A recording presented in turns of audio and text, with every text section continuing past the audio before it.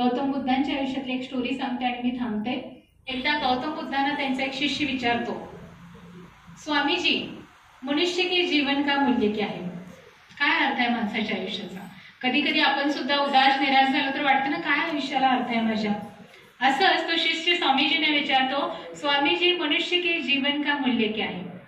स्वामीजी त्याच्या हातामध्ये दगड देतात आणि म्हणतात, तुम गांव में जाओ, बाजार में घूमो और इस पत्थर का मूल्य पूछ के आओ। मैं तुम्हें तुम्हारे सवाल का जवाब दे दूंगा, लेकिन याद रखो तुम्हें इस पत्थर को बेचना नहीं है। ठीक आहे म्हणतो, काय दगडाची किंमत तर करायची आहे। सगळ्यात आधी तो एका भाजीवाल्याकडे जातो। भाजीवाल्याला विचारतो, भाई साहब, आप इस पत्थर के बदले मुझे क्या दे सकते? भाजीवाला म्हणतो, काहीतरी वेगळं दिसते, म्हणतो, मैं इस पत्थर के बदले तुम्हें एक गोनी आलू दे सकता। ठीक आहे म्हणतो, एका फळवाल्याकडे जातो। फळवालाही म्हणतो, काहीतरी वेगळं दिसते, तो म्हणतो, मैं इस पत्थर के बदले तुम्हें एक दर्जन सेब दे सकता हूं। आता तो सोनाराकडे जातो।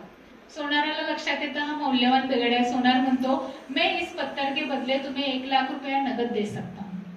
शिष्याला आश्चर्य वाटतं, एका साध्या दगडाची किंमत 1 लाख कशी असू शकते? तो अजून गोंधळतो आणि तो गोंधळात तो त्या दुकानदाराला म्हणतो की माफ कीजिए, मुझे इसे बेचने की अनुमति नहीं है, असं म्हणतो आणि तो एका जवाहिरीकडे जातो। जवाहिरी म्हणजे कोण?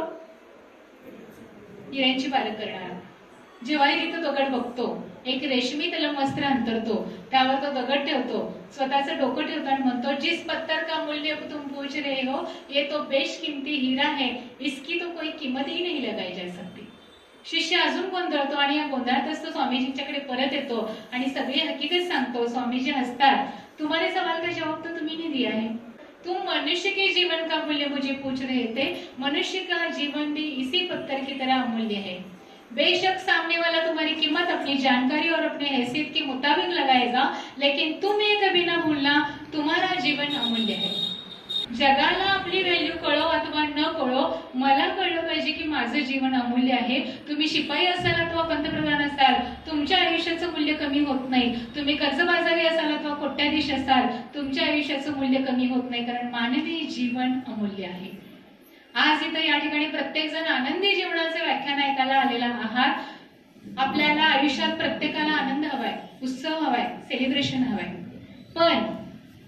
पण मी जिवंत आहे आणि मी श्वास घेतोय, याहून मोठा आनंद, याहून मोठा उत्सव, याहून मोठा सेलिब्रेशन जगात